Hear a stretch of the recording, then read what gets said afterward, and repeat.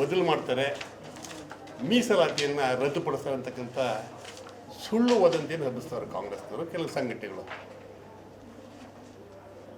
Doctor Baba Saheb Ambedkar ಕೊಟ್ಟಂಥ ಸಂವಿಧಾನ ಬಹಳ ಇಡೀ ವಿಶ್ವಕ್ಕೆ ಮಾದರಿ ಇರುತ್ತದೆ. ಸಮಬಾಳು ಸಮಪಾಲು ಸಾಮಾಜಿಕ ನ್ಯಾಯ ಕೊಡ್ತಕ್ಕಂಥ ದಿಕ್ಕಿನಲ್ಲಿ ಎಲ್ಲ ಜಾತಿ ಧರ್ಮ ವರ್ಗವನ್ನು ಸಮಾನ ಕಂಡಂಥ ಈ ಸಂವಿಧಾನ,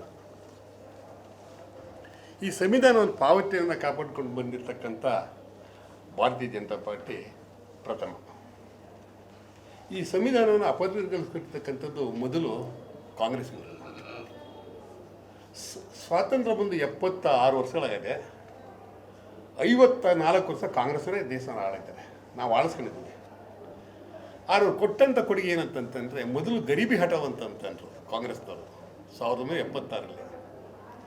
ಆದರೆ ಗರೀಬಿ ಹಠಾವ್ ಯಾರ್ದಾಯ್ತಪ್ಪ ಅಂತಂದರೆ ಕಾಂಗ್ರೆಸ್ನವ್ರ ಪರಿವಾರದಾಯಿತು, ನೆಹರು ಮಂತವ್ರದ ಗರೀಬಿ ಹಠವಾಯಿತು, ಪಂಚಾಯತಿಯಿಂದ ಪಾರ್ಲಿಮೆಂಟ್ಗೆ ಗೆದ್ದಂಥ ಚುನಾವಣೆ ಪ್ರತಿನಿಧಿ ಕಾಂಗ್ರೆಸ್ನವರ ಪ್ರತಿನಿಧಿಗಳ ಗರೀಬಿ ಹಠವಾಯ್ತೇನ, ದಲಿತರ ಗರೀಬಿ ಹಠವಾಗಲಿಲ್ಲ. ದಲಿತರ ಮೂಗಿಗೆ ತುಪ್ಪ ಸಾರ್ತಕ್ಕಂಥ ಒಂದು ವ್ಯವಸ್ಥೆ ಇದಾಗಿತ್ತು ಕಾಂಗ್ರೆಸ್ನ ವ್ಯವಸ್ಥೆ. ಸನ್ಮಾನ್ಯ ಬಂಧುಗಳೇ, ನಾವೇನು ಹೇಳ್ತೀವಿ ಅಂತಂದರೆ, ಇವತ್ತು ಅವರಿಗೆ ಆ ಕಳಕಳಿ ಇಲ್ಲ. ಅವರಿಗೆ ಬಾಬಾ ಸಾಹೇಬ್ ಅಂಬೇಡ್ಕರ್ ಬಗ್ಗೆ ಮಾತಾಡ್ತಕ್ಕಂಥ ನೈತಿಕತೆ ಕಾಂಗ್ರೆಸ್ನವ್ರಿಗಿಲ್ಲ. ಕಾಂಗ್ರೆಸ್ನವರು ಮತ್ತು ಕಮ್ಯುನಿಸ್ಟ್ನವರು ಇಬ್ಬರು ಸಹ ಜೊತೆಗೂಡಿ ಬಾಬಾ ಸಾಹೇಬ್ ಅಂಬೇಡ್ಕರ್ ಅವ್ರನ್ನ ಮಾನಸಿಕವಾಗಿ ಹಿಂಸೆ ಕೊಟ್ಟಂಥವ್ರು. ಮೊದಲನೇ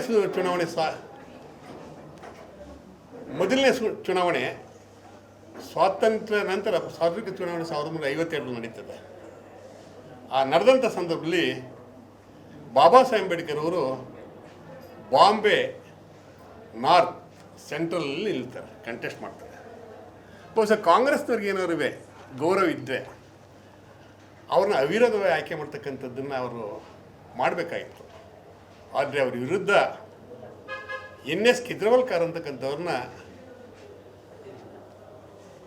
ಅಭ್ಯರ್ಥಿಯಾಗಿ ಕಾಂಗ್ರೆಸ್ನವ್ರು ಹಾಕ್ತಾರೆ.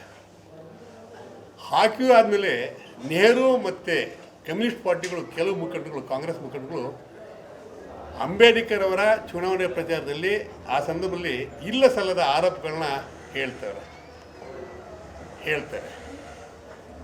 ಇದನ್ನು ಮನಗಂಡಂಥ ಅವರು ಚುನಾವಣೆ ಆಗ್ತದೆ ಕ್ರಿಕೆಟ್ ದಿನ.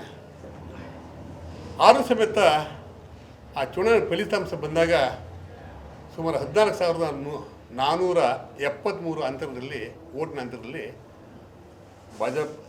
ಯಾರು ಬಾಬಾ ಸಾಹೇಬ್ ಅಂಬೇಡ್ಕರ್ ಅವ್ರನ್ನ ಸೋಲಿಸ್ತಾರೆ ಕಾಂಗ್ರೆಸ್. ಇದಾದ ನಂತರ ವಿದರ್ಭ ಜಿಲ್ಲೆ ಭಂಡಾರ ಲೋಕಸಭಾ ಚುನಾವಣೆಯಲ್ಲಿ ಮತ್ತೊಂದು ಸಾರಿ ಉಪಚುನಾವಣೆ ನಡೀತದೆ 1954ರಲ್ಲಿ. ಆಗಲೂ ಸಮೇತ ಇವರು ಬೋರ್ಕರ್ ಅಂತಕ್ಕಂಥವ್ರನ್ನ ಕಾಂಗ್ರೆಸ್ ಅಭ್ಯರ್ಥಿಯಾಗಿ ಮತ್ತು ಕಾಂಗ್ರೆಸ್ ಮತ್ತು ಕಮ್ಯುನಿಸ್ಟರು ಸೇರಿ ಅಭ್ಯರ್ಥಿನ ಹಾಕ್ತಾರೆ. ಅವತ್ತು 1,32,486 ಓಟ್ ತಗೋತಾರೆ. ಸುಮಾರು 8,884 ಓಟ್ನ ಅಂತರದಲ್ಲಿ ಸೋಲ್ತಾರೆ. ಅವತ್ತು ರಿಸಲ್ಟ್ ಬರೋವಾಗ ಬಾಬಾ ಸಾಹೇಬ್ ಅಂಬೇಡ್ಕರ್ ರಂಗೂನ್ನಲ್ಲಿರ್ತಾರೆ.